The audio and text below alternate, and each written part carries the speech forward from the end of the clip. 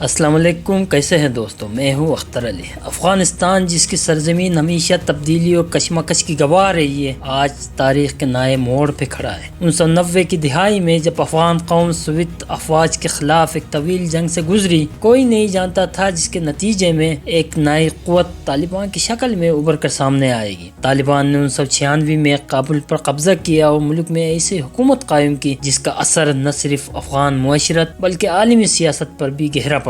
لیکن 2001 میں افغان طالبان کی حکومت کے خاتمے کے بعد جب دنیا نے افغانستان میں امریکی اور نیٹو افواج کی موجودگی دیکھی، کوئی یہ تصور نہیں کر سکتا تھا کہ 2021 میں طالبان دوبارہ افغانستان پر قابض ہو جائیں گے۔ آج جب طالبان نے 2 دہائی کے بعد دوبارہ اقتدار سنبھالا ہے تو ان کے سامنے ایک نئے نوعیت کے چیلنجز ہیں۔ داخلی سطح پر حکومت سازی، معیشت کی تباہی، خواتین کے حقوق اور عالمی سطح پر تسلیمیت کے مسائل، یہ وہ سنگین چیلنجز ہیں جس سے طالبان کو روزانہ نمبر آزما ہونا پڑتا ہے۔ طالبان کی داخلی صفوں میں بھی اختلافات اور حکومتی پالیسیوں میں تضادات افغانستان کے استحکام کی راہ میں رکاوٹ بنے ہوئے ہیں۔ عالمی سطح پر افغانستان کی معیشت کو بحال کرنا اور بین الاقوامی امداد حاصل کرنا ان کے لیے کٹن مرحلہ ثابت ہو رہا ہے، جبکہ افغانستان کی عوام کی امیدیں اور توقعات روز بروز بڑھتی جا رہی ہیں۔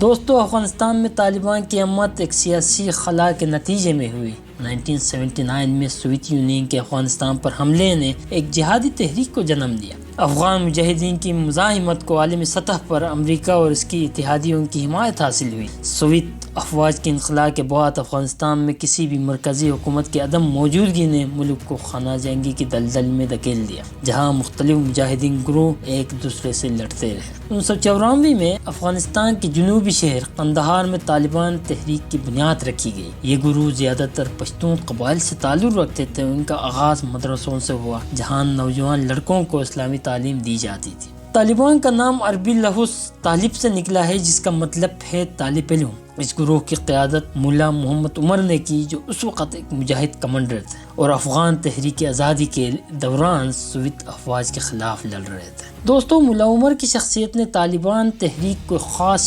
شناخت دی۔ ملا عمر کی عقیدہ سخت اسلامی شریعت پر مبنی تھا اور وہ خود کو ایک ایسے رہنما کے طور پر پیش کرتے تھے جو خدا کے حکم کے تحت افغانستان میں اسلامی حکومت قائم کرنے کے لیے کوشاں تھے۔ ان کی قیادت میں طالبان نے قندھار سے اپنی تحریک کا آغاز کیا اور آہستہ آہستہ پورے افغانستان میں پھیل گئے۔ ملا عمر کی قیادت میں طالبان نے اپنے نظریات کو افغانستان کی سیاسی اور مذہبی حقیقتوں سے جوڑ دیا۔ ان کا مقصد ایک ایسی حکومت قائم کرنا تھا جو تمام اسلامی قوانین پر عمل پیرا ہو، خواہ وہ سیاسی ہو یا سماجی۔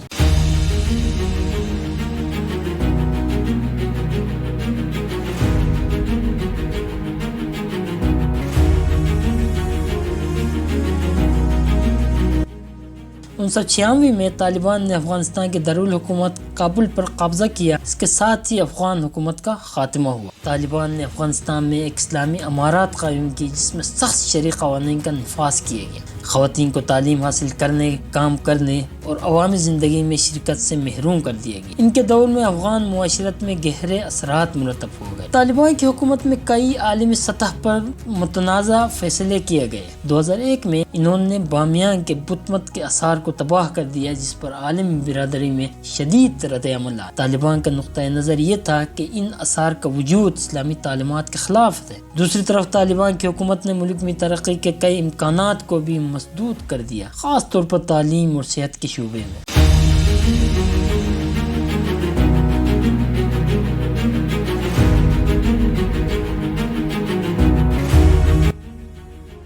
دوستو، 2001 میں امریکی فوج کی قیادت میں عالمی اتحاد نے افغانستان میں طالبان کی حکومت کا خاتمہ کیا۔ طالبان اس کے بعد کئی سالوں تک افغانستان اور پاکستان کے مختلف حصوں میں رہے اور افغانستان میں مزاحمت کرتے رہے، اور ان کی عسکری تحریک نے عالمی سطح پر ایک اہم چیلنج بنا لیا۔ طالبان کا زیر زمین سفر شروع ہوا اور وہ افغانستان کے مختلف علاقوں میں چھپ کر اپنی موجودگی برقرار رکھنے میں کامیاب ہو گئے۔ طالبان کی طاقت کا دوبارہ ابھرنا اس بات کی عکاسی کرتا سمجھتا ہے کہ ان کے نظریات اور عوامی حمایات میں گہری جڑیں موجود ہیں۔ ان کی مزاحمت کا مرکز افغان دیہات تھے جہاں حکومتی اثر رسوخ کم تھے۔ 2021 میں امریکہ اور نیٹو کے افواج کے افغانستان سے انخلاء کے بعد طالبان نے ایک بار پھر افغان حکومت پر قبضہ کر لیا۔ ان کی تیز رفتار کامیابی نے عالمی سطح پر کئی سوالات اٹھا دیے۔ افغان حکومت کے اندرونی اختلافات، کرپشن اور طالبان کی جانب سے کامیاب حکمت عملی نے انہیں ایک بار پھر اقتدار میں لے کے آیا۔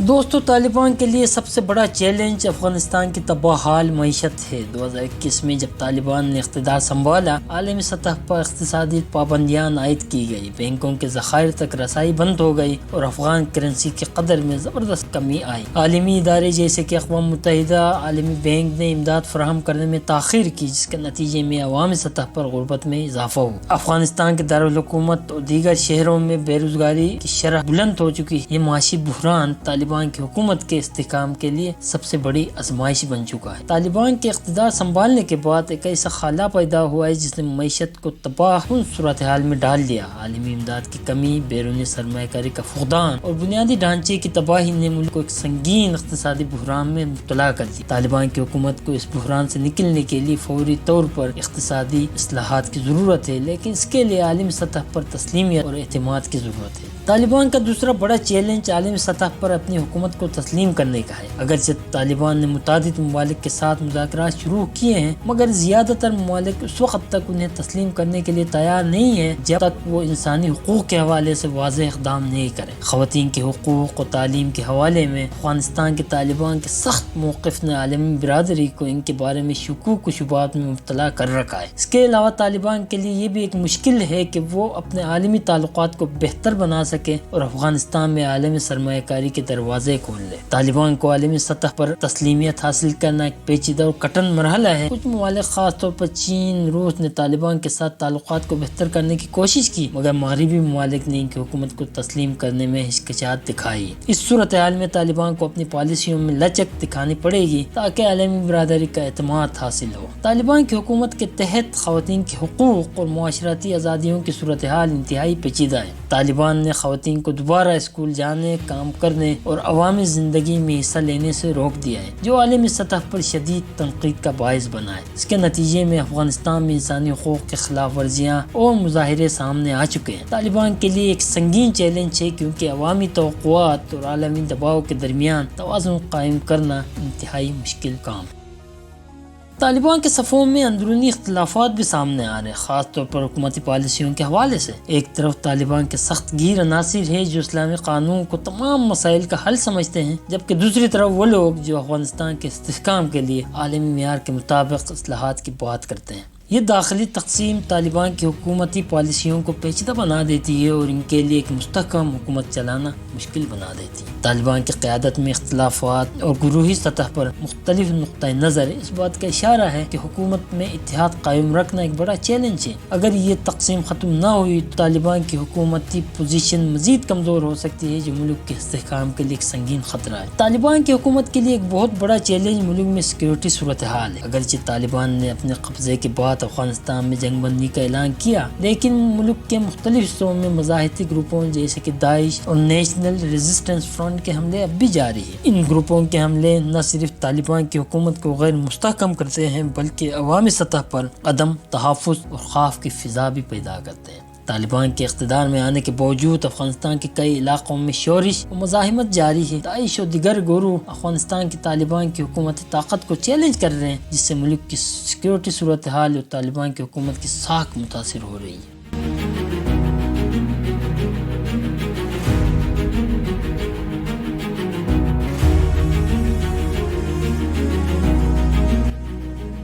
نتیجہ یہ ہے کہ طالبان کے لیے افغانستان کو ایک مستحکم اور خوشحال ملک بنانے کا راستہ کئی چیلنجز سے گزرتا ہے۔ داخلی تنازعات، عالمی تعلقات، انسانی حقوق اور معیشت کے مسائل، یہ سب اس بات کا تعین کریں گے کہ آیا طالبان کی حکومت افغانستان کے مستقبل میں ایک مثبت کردار ادا کر سکے گی یا پھر ایک مشکلات میں گر کر ایک بار پھر ناکامی کا شکار ہو جائے گی۔